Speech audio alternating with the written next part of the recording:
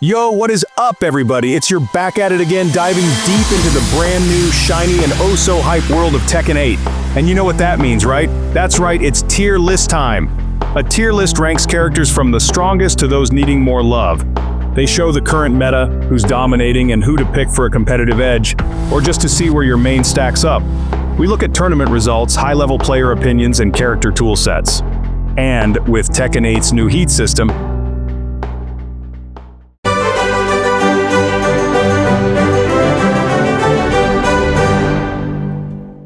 it adds a whole new dynamic. But remember, tier lists are subjective. They evolve with new discoveries and balance patches. Let's get into it. All right, let's kick things off with the heavy hitters. These characters are looking like absolute monsters. When you see them on the loading screen, you know it's time to bring your A game. They have an answer for everything, or their offensive pressure is suffocating. They've got the tools, the damage, and that special sauce. Some clear contenders are already emerging and the community is buzzing. Jin Kazama is looking incredibly strong. With his new tools and the heat system, he's a complete package. The damage he can pump out is just bonkers. Then we gotta talk about Jun Kazama. Oh my goodness. Her return has been nothing short of spectacular. Her oppressive mix-up game makes her a nightmare to deal with. So we've identified some of these early top-tier powerhouses, but why exactly are they so good? Let's break down their strengths a little more, and even touch on potential weaknesses, because no character is truly invincible, right? Even the S tiers have chinks in their armor, however small they might be. For Jin, his primary strength is his incredible versatility.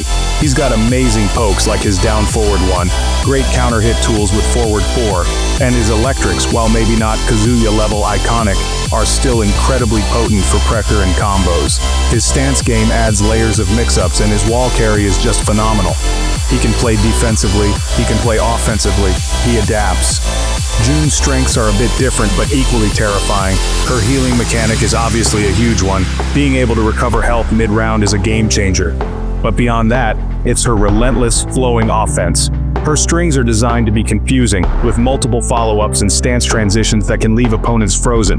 She has access to some incredibly damaging combos, and her heat smash is one of the best in the game for utility and pressure.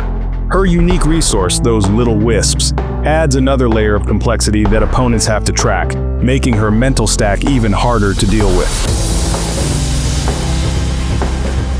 Alright, so we know these top characters are strong, but how do they specifically fit into the Tekken 8 meta? What is it about this game, this system, that elevates them? Well, Tekken 8, as you guys know, is a very aggressive game. The introduction of the heat system actively rewards offensive play.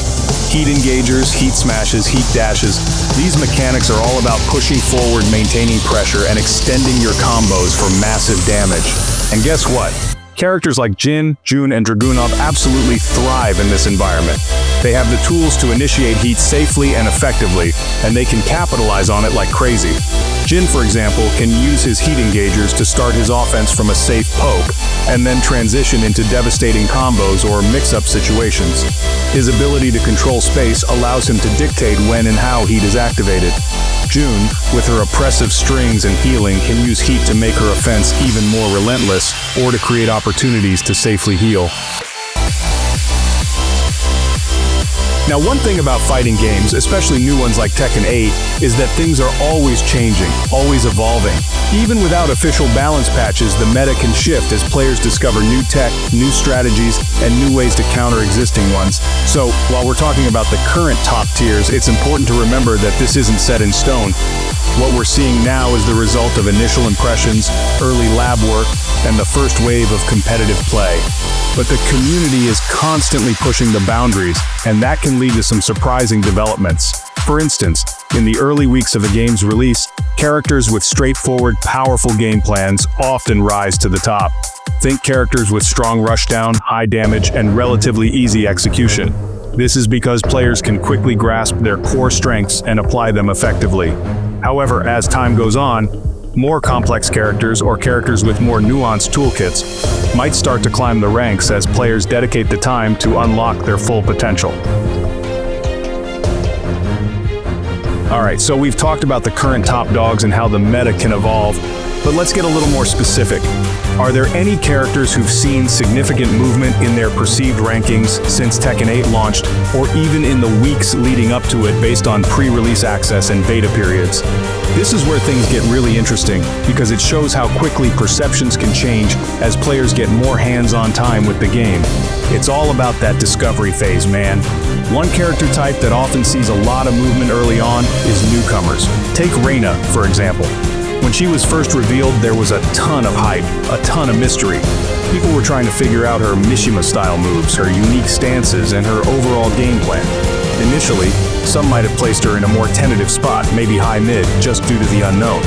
But as more players have gotten their hands on her, and as we've seen what she's capable of in terms of pressure, mix-ups, and combo damage, her stock has definitely been on the rise.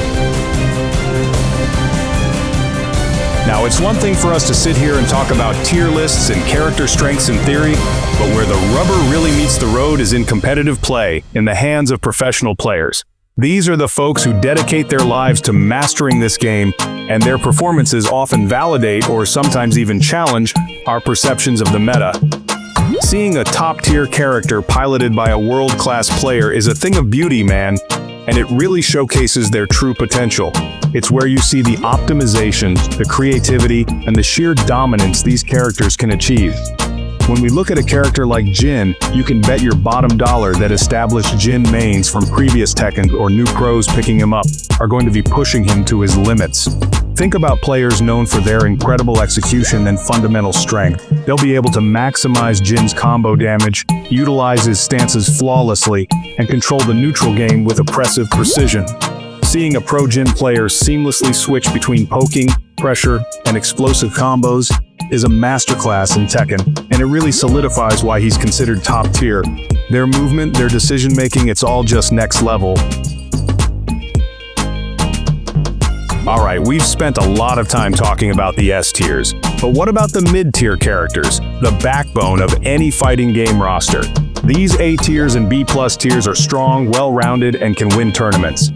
Mid-tier doesn't mean bad, not by a long shot. They offer diversity and unique playstyles. Think about Paul Phoenix with his insane damage potential. He can end a round in 2 or 3 touches.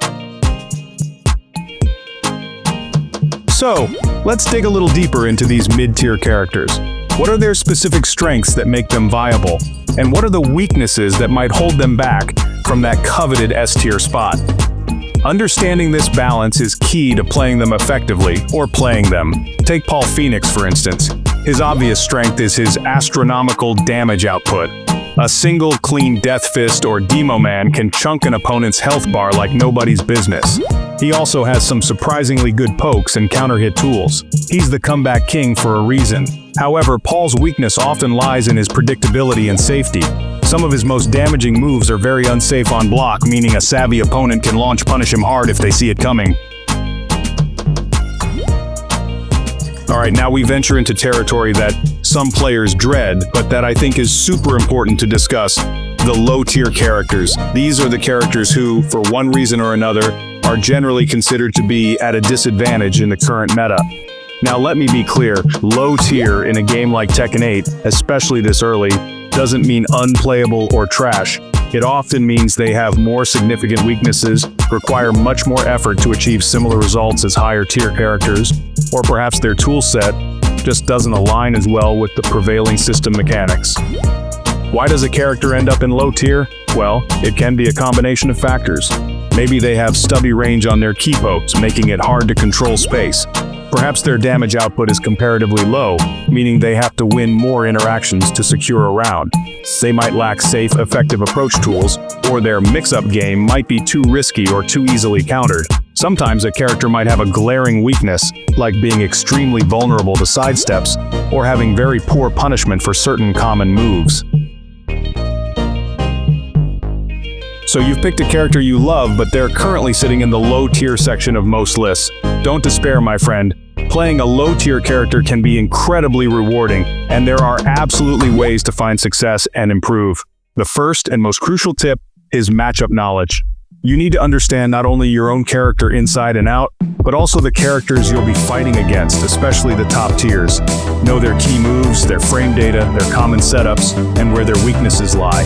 Your character might have specific tools that are surprisingly effective against certain popular strategies. Secondly, embrace your character's unique strengths, even if they seem niche.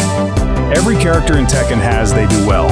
Maybe it's a weird stance, a tricky setup, an unorthodox movement option, or a surprisingly good punishment for a specific situation. Alright guys, that is going to do it for this initial dive into the Tekken 8 character tier list. We covered a lot of ground from the absolute monsters at the top to the solid contenders in the mid-ranks. Remember, tier lists are not gospel. They are a snapshot, a tool, a conversation starter. The meta is going to shift, new tech is going to be found, and your favorite character might just surprise everyone. The most important thing? Play who you love. If you're having fun, you're going to be more motivated to learn and improve. That dedication can often overcome any perceived tier disadvantage. So use this as a guide, but don't let it dictate who you take into the King of Iron Fist tournament. If you enjoyed the video, make sure to hit that like button, subscribe for more Tekken 8 goodness, and ring that notification bell. Until then, stay safe, keep mashing responsibly, and I'll catch you all in the next video. Let's go!